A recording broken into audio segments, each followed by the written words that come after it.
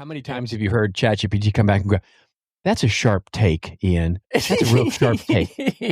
And I think it would be even better if we added that. Would you like me to make a Canva one sheet for that?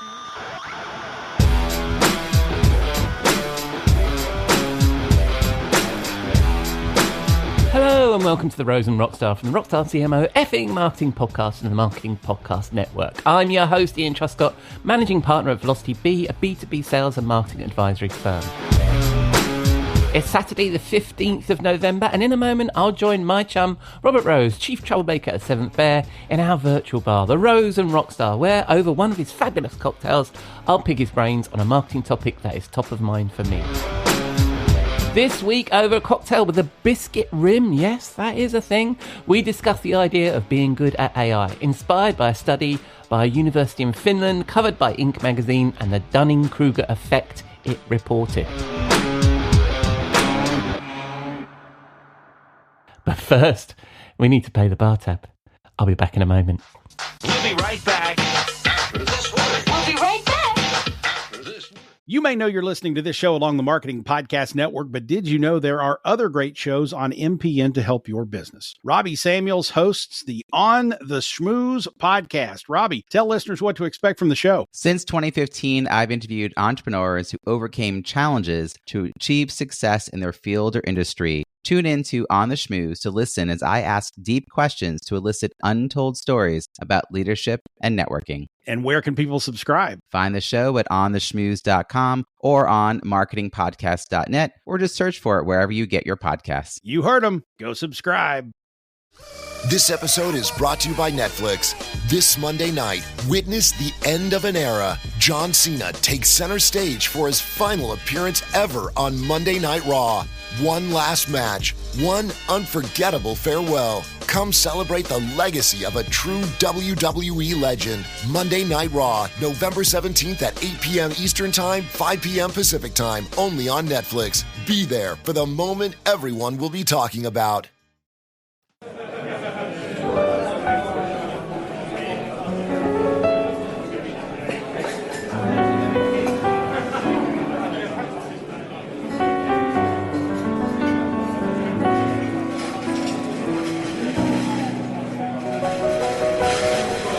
Oh, hello, my friend. Welcome to the bar.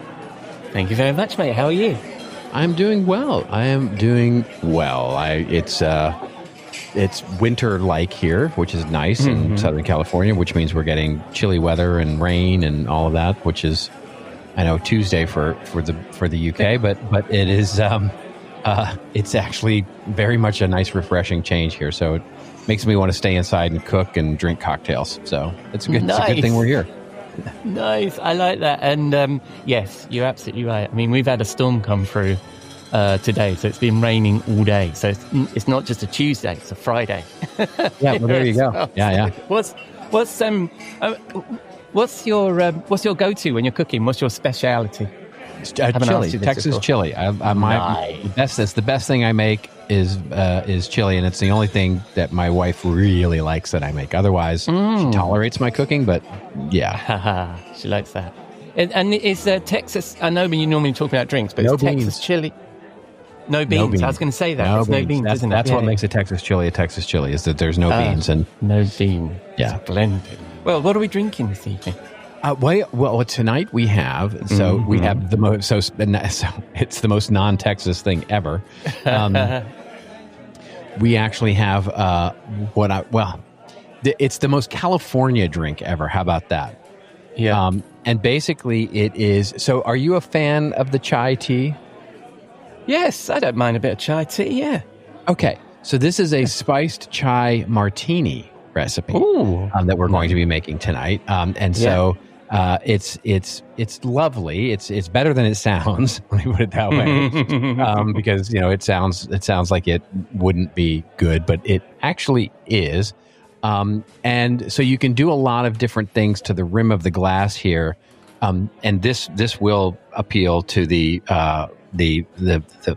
British in you, which is I do a crushed biscuit rim, and so you take your favorite sort of sugar cookie, what you would call a biscuit, crush them all up into a very fine powder and put that as the rim. of the glass. Wow. Yeah. You can use lemon to obviously to moisten the glass and build that little rim of the glass. And how much of the rim you put this on, that that's up to you, basically. But then when you do the actual chai tea recipe, you have chai tea, right? Which is basically whatever whatever chai tea you like, and steep it and make it. And you can also get, by the way, a cool brewed. You could buy sort of the brewed chai tea in a can, sort of thing, which also makes a fine thing. I prefer to make it, so because we have chai tea that we make for other things, so we have it. So then you basically take that and vodka. This is a vodka martini, of course, because with gin it does not. I've tried it; it does not taste right with gin. Just to be clear. Pour all of that. Pour the chai tea. So 1 part, 2 parts, however you like to mix it up, of chai tea, and then your 1 part, 2 part, 9 parts of vodka, whatever floats your boat there. And then basically put that into obviously a shaker like you would do a normal martini with ice. And then obviously pour that into the rimmed glass with your little rimmed, with the biscuit rum, and you can put a little lemon in there if you like, a little lemon, sort of as you would a normal martini. But it's actually quite lovely. It's a very lovely after dinner drink, I would say. Yeah, sounds delicious. I like the biscuit rim. That sounds good. And that was a new one for me. That was a new one. Yeah. I mean, I've done the salt rim. I've done the sugar rim. I had never thought about doing sort of a little bit of a biscuit rim, but I mean, it takes a little bit to ground it down. But that's the key. You got to get it nice. I love the fact you're doing this work for the good of us all, because you said you tried it with gin and that doesn't work. You're giving this biscuit rim thing a go. I mean, you're out there doing. I'm doing the Lord's work. Really. Yeah, I'm definitely doing the Lord's work here. We suffer for the audience. That's for sure. I love it. I also, occasionally, a couple of times on this show, we've had the cocktail has been ranch water, and that's like a real Texan drink, isn't it? 100%. Yes, that's exactly it. I was in a quite fancy steak restaurant this week called Hawksmoor in London. And they had it on the menu. They had ranch water, and I thought, "Oh God, this is what we need. I need Robert here right now. Nice big steak, a bit of ranch water, fantastic." And that's funny. And was it proper Topo Chico and tequila, or was it sparkling water? Oh, I didn't look at it that closely. It was like on the specials board, and I was like, wow. So I'll go back and do my research. There it is. I saw it and I thought, wow. All right, so we better get on to, it's lovely talking about food and drink, but I have a marketing question for you today, and it's based on, as often our conversations are, something you posted on LinkedIn, I think it's 3 or 4 days ago, and as normal, you've got your funny writing in there, which I enjoy, but it was basically, you were commenting on an article that was in the Inc. on Inc.com, which is that Aalto University, which I believe is in Finland, tested 500 people on the LSAT-style logic problems. Some of them had the LLM, had AI to help them, an LLM to help them, and some didn't. And they measured their AI literacy and their confidence. And it turns out, and that was the point of your post about the Dunning-Kruger effect, it turns out that instead of the least skilled overestimating their performance, like the Dunning-Kruger effect, they actually found that the most AI-savvy participants were actually the ones who overestimated how well they'd done. And I liked it at the end where you said, that's just the regular old Dunning-Kruger with the LinkedIn certificate. So I don't know whether I've described this completely correctly, but I wanted to explore a bit of that with you, mate, about what you found in that test and what you're seeing with people's, their belief about their AI savviness. Yes. Well, and so first of all, it's like I am quite proud of that line. I'm not going to lie. That was a juicy thing that came to me, and I was at the end there, and I was like, yeah, this is gold, Jerry. This is gold. Yeah. So yes, if I may be, not very humble for a moment, I did really appreciate my own brilliance there. In any event, So the interesting thing to me is that, the experts, quote unquote, we keep seeing it, right? And you know who they are, right? They're the people who latch on to every new thing. They were early to latch onto the crypto thing and the NFT thing. They were the people who latched onto, early social media when it was sort of still a thing. And it's basically that bumper sticker that's been going around for the last, well, let's call it 5 years, 3 years now, really in earnest, the sort of, you have to get good. You're not going to lose your job to AI, but you're going to lose your job to someone who knows AI. So in other words, the urgency is buy my course, buy my training, buy my shit, because you need to get good at AI tomorrow, right? Or you're in for some dystopian future where you're homeless and don't have a job and all that. And so but I always come back to, like, what does getting good at AI even mean? Like, what does that even mean? And it's not that I don't, I certainly don't disdain or have disdain for the idea of learning and, of course, getting comfortable with AI and understanding what the tools do and all of that. Of course, that's sort of part and parcel with what it is we need to look at. But what I mean is, it's like, what does becoming an expert in prompting even mean, right? And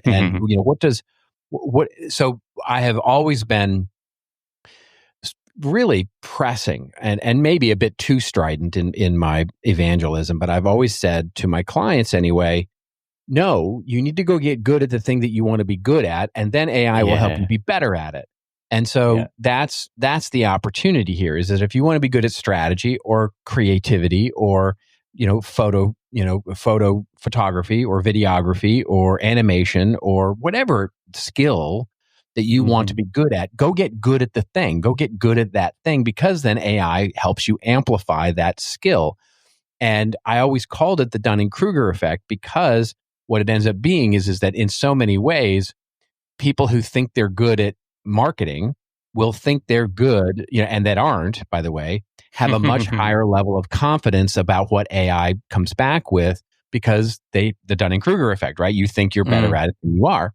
And that's what I called the Dunning-Kruger effect. What I didn't count on, and this study actually showed, was that I didn't even count on the fact that, in fact, you can actually believe that you're better at AI than you actually are, So it sort of supports my point of basically that there is no getting good at AI, that these are people that just weren't good. So that's kind of why I jokingly said there is no reverse Dunning-Kruger effect here. It's just Dunning-Kruger, but you're talking to people who think they're good at AI. Yeah. And I think that's the interesting thing, isn't it? Is there's layers to this, because it's, being good at prompting, what the fuck does that mean? You're absolutely right. But then the topic that you're going into is, and I think you've maybe mentioned this as well, and I mentioned it in a blog post the other day too, is that this is the ultimate yes man. Isn't it? It will tell you you're brilliant, and it will tell you your ideas are excellent, and it will never come back to you and say, no, that's a shit idea, Ian. So it's actually in helping to reinforce that. So you think you're good at AI because it's telling you you're good at AI, but you also think you're good at the topic that you're asking. Oh, sure. Oh, about, yeah. Right? Any idea you come back with, right? Yeah. And you're writing, you're how many times have you heard ChatGPT come back and go, that's a sharp take, Ian. That's a real sharp take. And I think it would be even better if we added that. Would you like me to make a Canva one sheet for that for you? Yeah. I was talking to a colleague about that, and he's like, he's a little bit earlier in his journey than perhaps we are in ChatGPT, and he's like, yeah, really like what I was saying. I'm like, no shit, Sherlock, that's right. What it does. Yeah. This is the heroin dealer basically saying, hey man, you are really good at that pipe. You are really good at smoking that pipe. You should do more of that. Yeah. You're a really good crackhead. I love it. You are an amazing user of that syringe. You should just jam that thing into your arm twice a day. Can I do that for you, by the way? And can I recommend mixing that with a little speed? Yeah, exactly. Right. That's right. Oh, Wow, this show got dark all of a sudden. It did, didn't it? We went to a dark place. Well, let's try and reel it back in again. You did mention there a little bit about the advice you're giving to your clients on this, just to bring us back to the serious topic. Yeah. How are you helping people, because it's alluring, it's addictive, you get sucked into it, right? But how are you suggesting that people work with ChatGPT in your client base? Well, it in varying degree, it kind of depends I'm by the way, I'm learning. I'm learning as much as any of us are, right? That's what's so funny about all of this, is that these purported quote unquote experts in ChatGPT and AI and stuff like that, we've all had it for exactly the same amount of time, right? Yeah. Nobody has a decade of experience with this, right? So it's like, we're all of us are beginners at this, and we're all learning, and I'm certainly learning, and I use it a lot. So I would say what I'm discovering, my observation is that it's highly dependent on what you do. In other words, for me, I primarily use it as a pressure tester or pattern finder that accelerates and helps to accelerate my wrestling with a particular idea. And I know that's a fancy way to basically say, I don't love the idea of thought partner. I don't think it's a thought partner. I think it's which is how a lot of people describe it. I rather think, for me, because of so much of what I do is creating content, creating articles, and theoretically some level of thought leadership and education really is what I focus on about the topic of marketing. And it's based on my 30 years of experience of marketing. And so I find that the way that I use it is literally a way to say, here's an idea I'm wrestling with. What's out there in the world of other people that are wrestling with this? What's the general zeitgeist or content? Go find the patterns of how the world is wrestling with this, so that I understand if it's worth me continuing to wrestle with it, or if this is something that I'm just having a hallucination about.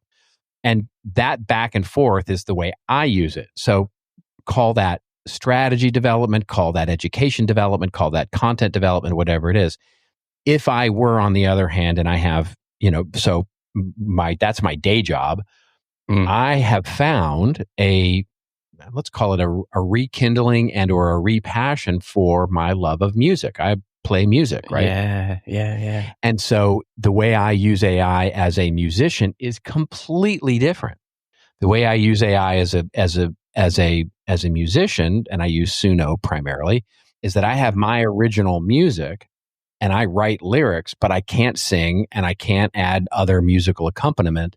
And so I use it as kind of a co-pilot, if you will, right? Yeah, so in other words, I can upload my music and my lyrics and have it put it together with some accompaniment, like a saxophone or a bass or something like that I can add to, and it makes my compositions filled, and I can realize my ideas faster without having to go there. And I do that for pure enjoyment. So but how you use AI in a good way is highly dependent on what it is you are trying to get good at. You know what I mean? So that's what I think you have to discover. It's almost like, I keep using the example when I talk to clients of, there is no such thing as going and getting upskilled in AI. That's like saying going and getting upskilled in electricity, right? What is your electricity training plan?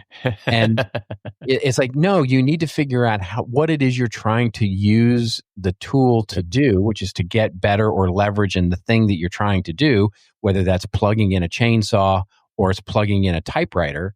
And then you can figure out how electricity or how AI is going to, complement what it is you're trying to do. Yeah, I love that. And also, I really like that music example that you're using there, because presumably if you were you're doing your music these days for fun, but imagine if you were putting a band together and you had an idea of how the composition should be and how all the other instruments should sound and maybe a little bit of the vocals. You've now got something to talk to a saxophone player about. I like the way this sounds. Can you do that? Is that the sort of conversation musicians might have?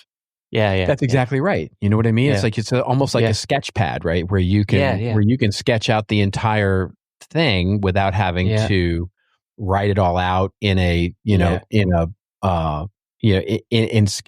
kind of, either notation it out, which is the classic way you would do that. You would sort of write out the notation of it, or you would play it on a different instrument, and then in the more digital music, you might even take a keyboard. Like if you play keyboard and you're trying to put a saxophone part down, you would get up a saxophone voicing on your keyboard and sort of play it on your keyboard. And then the saxophone player tells you, you can't do that. What you're doing on a keyboard, you literally can't do in a saxophone. My fingers don't bend that way. You can't. You literally can't, which is very, easy to do, by the way. It's the same with a violin, right? It's like, it's easy to play this violin riff on a keyboard, and then the violin player looks at you and goes, what? No, it's an impossible thing. You can't do that on a violin. So I like it because it can quickly get to a sketch pad for what you want to do. But that's exactly right. It's just a completely different way of using the AI as a tool to get to what good looks like, right? Yep. Yeah. And it's the same. And I think the analogy that I want to pull out there with the musical stuff, it's exactly the same as if you're developing content or an idea or a strategy or plan, whatever you're using it for, right? It's an aid like that, and you shouldn't. That's right. It's not. And so, for example, for me, my imagery, for example, for the most part, when I need images, it's either mostly for the hero image of a blog post, or it's for, a thumbnail for my podcast episode.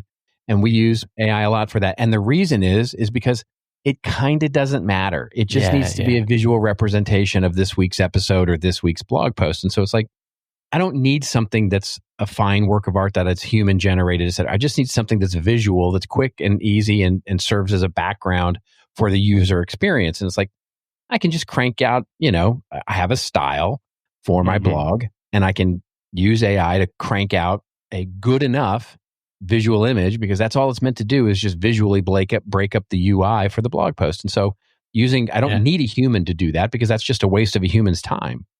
Yeah. Well, when people are looking for something that's a little bit more than just cranking out something just for the, that's not important, and they're looking for some really good pithy stuff, maybe on a site that's just been redesigned, where might they find that? Oh, you're so sweet. Yes, it is our newly launched website, very newly launched website, seventhbear.com. And now you actually can find all this stuff there. You actually can find all the things that we talk about on the website, because we've basically transformed our corporate website into a publication, into an online magazine.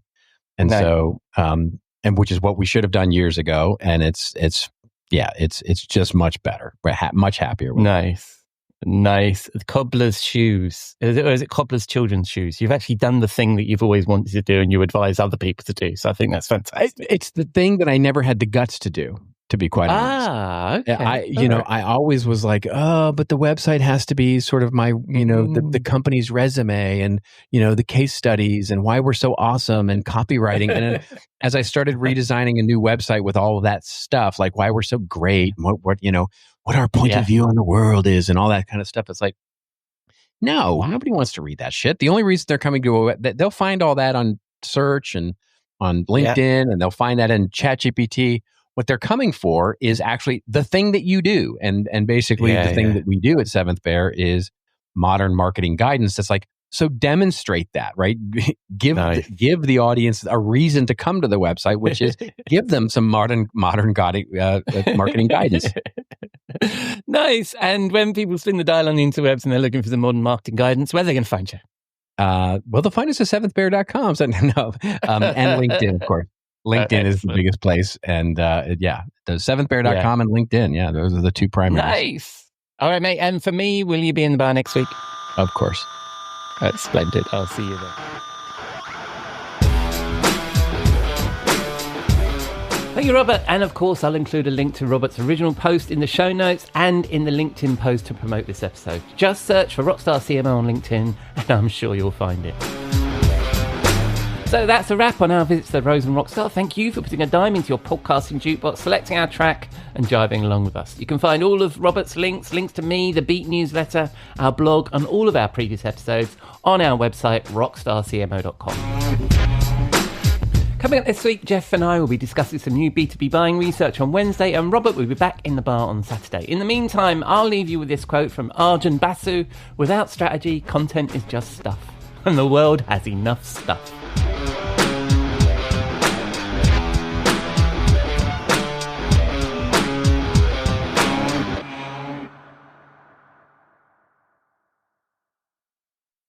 You may know you're listening to this show along the Marketing Podcast Network, but did you know there are other great shows on MPN to help your business? Henneke Watkins-Porter hosts The Entrepreneurial You, empowering entrepreneurs with insights on leadership, business, and success. Henneke, tell listeners what to expect from your show. So we provide innovative business strategies and practical solutions to common entrepreneurial challenges. And where can people subscribe? Find us at hennekewatkins-porter.com, as well as the Marketing Podcast Network at marketingpodcasts.net, or search for it wherever you get your podcasts. You heard her. Go subscribe. This podcast is heard along the Marketing Podcast Network. For more great marketing podcasts, visit marketingpodcasts.net.